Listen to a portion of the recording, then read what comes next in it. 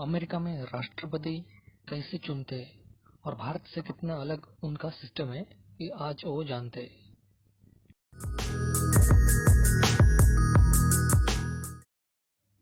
America का राष्ट्रपति चुनाव मतलब 3 नवंबर यानी आज को वोटिंग होनी है, लेकिन कोरोना ने इस प्रक्रिया को बहुत सा प्रभावित किया है। जो वोटर अब तक इलेक्शन डे को पोलिंग बूथ पर जाकर वोटिंग करते थे, वो आज घर बैठे मेल इन या पोस्टल बैलेट से वोटिंग कर रहे हैं। अमेरिका में कुछ राज्यों में इलेक्शन डे से पहले भी वोट डाले जा सकते हैं, जिसे अर्ली वोटिंग कहते हैं। इसका भी लोगों ने कोरोना के काल में बहुत ही फायदा उठाया है, ताकि भीड़ जमा ना हो। और जो इस बार का चुनाव है, उसमें आधे से भी ज्यादा मतलब 50% से भी ज्यादा लोगों ने इलेक्शन डे से पहले ही घर से वोट किए हैं।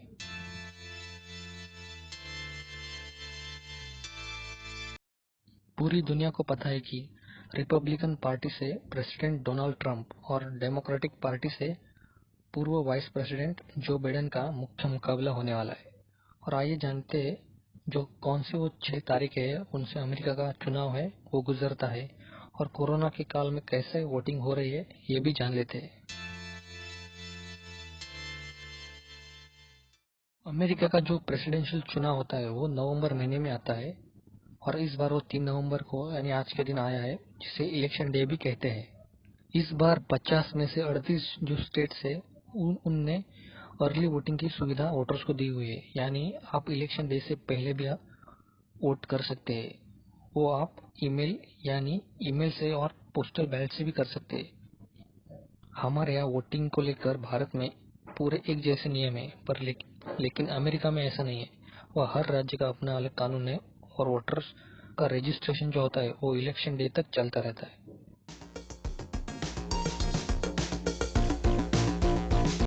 कोरोना को देखते हुए इस बार 7 करोड़ से भी ज्यादा वोटर्स ने अर्ली वोटिंग का लाभ उठाया है। कुछ राज्यों ने तो 15 अक्टूबर से ही अर्ली वोटिंग को शुरुआत कर दी है, और वो सिलसिला आज के दिन यानी 3 नवंबर तक चलेगा। पर भारत में ऐसी अर्ली वोटिंग जैसी कोई भी प्रावधान नहीं है। अमेरिका में राज्यों के बीच में ज्यादा दूरी होने के कारण वहाँ की वोटिंग शुरू और खत्म होने का जो टाइम है वो एक जैसा नहीं है। वहाँ के हर स्टेट में पोलिंग शुरू और खत्म करने का अलग अलग टाइम है। हमारे यहाँ पे वोटिंग होने के बाद सारी जो मशीनें हैं वो एक जगह पर लाई जाती है, और उनकी जो काउंटिंग है वो अलग तारीख को होती है। पर अमेरिका में ऐसा नहीं होता। वहाँ तो वोटिंग खत्म होते ही वहाँ की गिनती शुरू हो जाती है।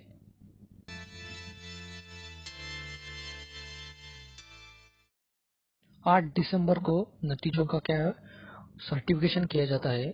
कैलिफोर्निया राज्य को छोड़कर सभी स्टेट में जो रिजल्ट आते हैं उनको सर्टिफाई किया जाता है, यानी 8 दिसंबर तक इलेक्टर्स को लेकर स्थिति साफ हो जाती है, और सभी 50 राज्यों के 548 इलेक्टर्स को तय किया जाता है।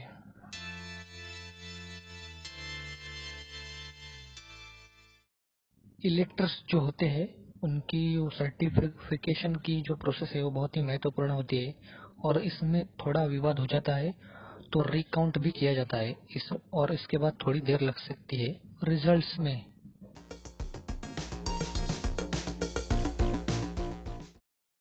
14 दिसंबर को इलेक्टर्स जो स्टेट्स की राजधानियां होती है उनमें वोट्स डालने जाते हैं, और सभी 50 स्टेट्स की राजधानियों में 538 इलेक्टर्स अपना अपना वोट डालने जाते हैं।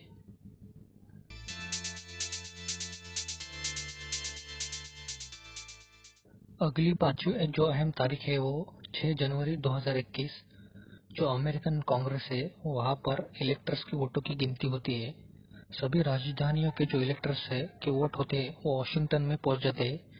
वहां पे वाइस प्रेसिडेंट के सामने कांग्रेस में ही इलेक्टर्स की वोटों की गिनती होती है, और यह एक औपचारिकता होती है।